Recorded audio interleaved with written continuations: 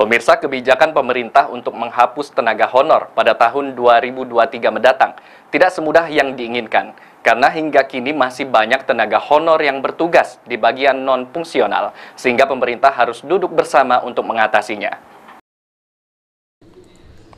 Pemerintah pusat dalam hal ini Menteri Pendayagunaan Aparatur Negara Reformasi Birokrasi Menpan RB pada tahun 2023 tepatnya bulan November akan menghapus tenaga honor di lingkup kerja pemerintahan baik itu daerah maupun pusat.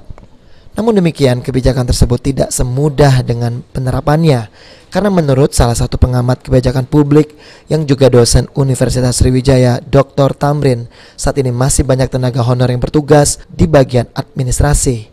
Sehingga menurut Dr. Tamrin, untuk mengatasi permasalahan dari kebijakan penghapusan tenaga honorer ini, pemerintah harus duduk bersama untuk menyelesaikannya. Jadi gini, pegawai honor itu kalaupun harus dicari gantinya itu diperbolehkan melalui outsourcing. Yang artinya yang tadinya penggajian berdasarkan payroll, gaji pegawai, belanja pegawai itu masuk sekarang diganti dengan belanja umum gitu kan. Nah, tapi kan ceritanya beda lagi ya, karena status pegawai ya. Itu yang persoalan pertama, itu ya, artinya nggak sederhana menyelesaikan persoalan karena sekarang sudah terburu terlalu banyak sebenarnya. Artinya ada ancaman nanti ancamannya adalah tersendatnya pelayanan publik.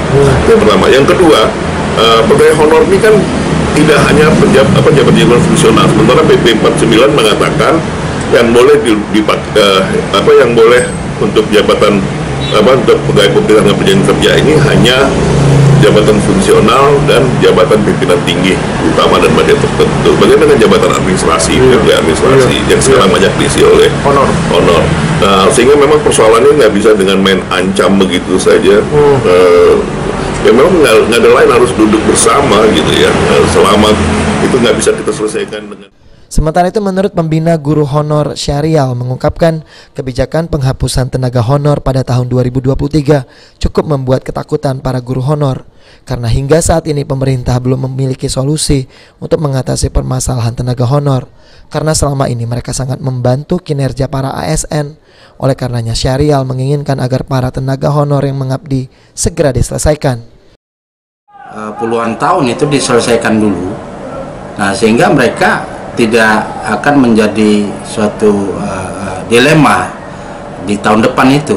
Jadi berilah kesempatan mereka dalam tahun ini, pemerintah harus menyelesaikan. Apakah dia diangkat menjadi P3K dipermudah ya tanpa tes, atau dia secara administrasi tidak begitu dipersulit untuk bisa diterima menjadi P3K yang diwacanakan oleh pemerintah. Berdasarkan data, saat ini jumlah guru honor di Sumatera Selatan mencapai 20.000 orang yang tersebar di seluruh kabupaten kota.